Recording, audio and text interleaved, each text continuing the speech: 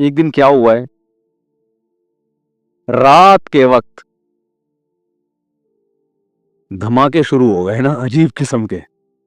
पहले जैसे नलका नहीं खुल जाता, हालांकि नलका खोलने वाला कोई नहीं है, लेकिन आवाज आ रही है नलका खुल चुका है। पानी गिर रहा है जोर से। कहां से गिर रहा है आवाज? हम नीचे बेड के नीचे झांक रहा हूं, उधर झांक रहा हूं। घर वाले भी परेशान कि यार ये क्या मसला है। रात अच्छा छत पे हमारे कुछ कमरा वमरा नहीं बना हुआ था, तो मैं फिर रात को अकेला छत पे गया। मैंने देखा कि यार ये क्या है, यहाँ पे कोई चीज नहीं है, लेकिन अचानक ईंट के हिलने की आवाज आई। मेरे सामने ना कोई ईंट नहीं हिली, जैसे किसी ने ईंट को जमीन पे धक्का दिया है। मैंने कहा भाई ये मैं खुद परेशान ही हो क्या रहा है। अच्छा खैर हमने इग्नोर किया। हमने कहा हो रहा होगा हर चीज, जो कुछ दुनिया में हो रहा है हमारी समझ में आ रहा है। तो हमने कहा ये भी एक चीज है जो हमारी समझ में नहीं आ रही। मैंने ये कहा तावीज गंडे नहीं लूंगा मैं, जो भी हो। अच्छा खैर फिर बार बार ये शोर धमाके और ढुजुम ढुजुम ऐसे धमाके अजीब के, जैसे पत्थर दीवारों पे जाके लग रहे होते हैं ना, जोर जोर से फायरिंग हो रही होती है पत्थरों की, या छत पे पत्थर आके गिर रहे हो, इस तरह की आवाजें आ रही है, लेकिन पत्थर नहीं है। मैंने 2:30-3 बजे मौजिन साहब को फोन किया। मैंने कहा आवाजें आ रही हैं? उन्होंने कहा भरपूर तरीके से आ रही है आवाज। कहने कहा नलका खुल रहा है, हालांकि नलका तो नहीं खुला हुआ, लेकिन ऐसा लग रहा है जैसे खुल गया। तो फिर सुबह 4-5 बजे ये आवाजें बंद। हमने कहा कुछ नहीं है कुछ नहीं है। अगले दिन फिर खास टाइम पे ये आवाजें शुरू। रोज घर वालों को मैंने भेज दिया उनके वालदा के घर। मैं रोजाना अकेला ये चीजें देख रहा हूं। मैंने कहा यार ये हो क्या रहा है। अच्छा अब मौजिन साहब ने मुझसे सुना हुआ था कि जो जिन से डरता है ना, जिन्नात और ज्यादा आते हैं। अब उनका काम देखें। नीचे आए, टैंकी के नीचे खड़े होकर कह रहे हैं भाई हम तुम लोगों से डरते नहीं हैं, लेकिन अल्लाह का वास्ता यहां से चलेगा। वो जिन बोलेगा अगर डरता नहीं है तो हाथ जोड़ जोड़ के वास्ते क्यों दे रहे हैं। अब पूरा स्टाइल तो मुझे याद नहीं है, हो सकता है कुछ कमी बेशी अल्लाह माफ फरमाए, लेकिन तकरीबन यही अंदाज। भाई हम तुमसे डरते नहीं है, लेकिन चले जाओ। भाई जब डरते नहीं हो तो हम क्यों जाएं? भगा क्यों रहे हो हमको? जिन भी बोलेगा ना। अच्छा मुझे नहीं बता रहे मौजिन साहब, मुझे तो फिर बाद में पता चला मौजिन साहब ये कुछ कर रहे हैं। मेरे खिलाफ महल्ले में बातें शुरू। यार इन्होंने अपनी फंटरगिरी में ना मौजिन साहब को भी मरवा दिया। उनके घर में भी जिन्ना था। मिंबर पे बैठ के इतनी फंटरगिरी अच्छी नहीं होती यार, अपने चक्कर में उनको भी ऐसे कर दिया। यार अब लोग बातें कर रहे हैं, देखना हम अपना नॉर्मल लाइफ।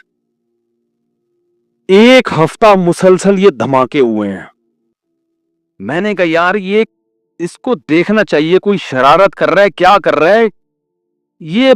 मैंने ठान ली कि इसको मैं ट्रेस करूंगा, ये हो क्या रहा है। कहा कि आज मैं देखता हूं, जैसी पहली आवाज आएगी फौरन वहां जाऊंगा, ये आवाज आई कहां से है और फिर उसके बाद कहां से आ रही है।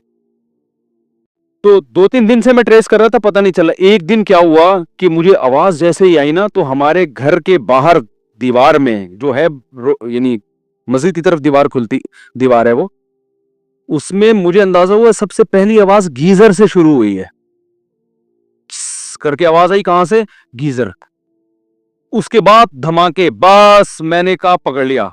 हालांकि मुझे नहीं पता था ये क्या हो रहा है। मैंने कहा फॉल्ट कहां है, कुछ ना कुछ गीजर में कोई गड़बड़ हुई है जिसकी वजह से ये सब कुछ हो रहा है, क्योंकि यहां से शुरू। हालांकि मैं तो माहिर गीजरियात नहीं हूं, लेकिन जब इंसान जिन चुड़ैल भूत पे नहीं डालना, उसकी कोई लॉजिक तलाश करनी है, तो भाई हमें तो जहां से सिरा मिलेगा हम वो सिरा पकड़ेंगे।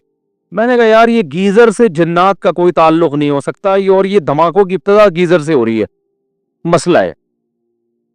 सुबह मौजिन साहब मिले। मैंने कहा मुबारक हो, मैंने अल्हम्दुलिल्लाह रात को जिन पकड़ लिया है, और आज रात दोबारा जिन नहीं आएगा, लेकिन उसकी शर्त ये, उसने कहा गीजर बंद कर देना।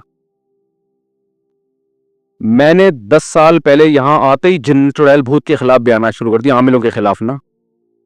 वो वाकया मैं तफसील से सुना चुका हूं, दोबारा नहीं सुनाऊंगा। अब लोग इस डिजाइन में इस किस्म के बयाना सुनने के आदी नहीं थे। मुझे महल्ले के बुजुर्गों ने कहा देखें आप आमिलों से खुली दुश्मनी ले रहे हो, खुले आम इनको बुरा भला कह रहे हो, ऐसा ना हो ये जिन्नात आ जाएं। मैंने कहा भेजे ना, आए ना, कहाँ है? तो अब बातें मेरे खिलाफ कि भाई ये तो, अच्छा हमारे मौजिन साहब बेचारे नेक आदमी, वो भी डरने लगे कि यार मुफ्ती साहब कहीं मरवा ही ना दे हमको, क्योंकि घर हमारा साथ साथ है ना। हम यार डंगे, अबे भेजो, अबे तावीज दो, मैं अपनी जेब में रखता हूँ, ला दे तावीज। कर रहे मैं ये बताने के लिए लिचड़ है, कुछ भी नहीं इनसे होता, ये सिर्फ बेवकूफों पे इनके जोर चलते हैं। हमें तो फराइज वाजिबात पढ़ लेते हैं बस, अल्लाह इस पे इसको कबूल कर ले, फराइज वाजिबात ही पूरे हो जाए, हमारे पास इतना कहाँ से। सारा दिन तो बैठ के आप चिल्ले करते रहते हो, फिर भी आप हमें कुछ नहीं कर सकते। तो इसलिए कि ये हमारी ताकत नहीं, आपके लिचड़ होने की दलील है, ये सब आपने लोगों को उल्लू बनाया हुआ है, ठीक है ना। एक आदमी ने मुझे कहा, आमिल ने मुझे कहा शाम तक तेरे साथ कुछ हो जाएगा। कह रहा मैं डर रहा हूं। मैंने कहा तू डर रहा है ना, इस वजह से हो जाएगा। कह रहा फिर मैं क्या करूं? मैंने कहा उस आमिल को फोन कर, तेरे बाप में जितनी ताकत और तेरे पास जितने चुड़ैल भूत जिन्नात है ना, शाम 6 बजे भेज दे, मैं इंतजार में हूं। वो फिर भी डर रहा था, कह रहे यार फिर तो ऐसा ना हो डबल जिन आ जाए। मैंने कहा मैं आपको लिख के दे दूं, शाम 6 बजे आप पे जिन्नात आएंगे, अगर आपने उस आमिल को मजबूत लहजे में धमकी नहीं दी। और मैंने कहा इतना मजबूत लहजा हो कि आमिल समझ जाए कि ये ड्रामा नहीं कर रहा। बाज दफा डर डर के धमकी दे रहा होता है, भाई अगर तूने मुझे भेज दिया ना तो देख, मैं डरता वरता नहीं हूं। अच्छा यार, किस्सों से किस्से निकलते हैं।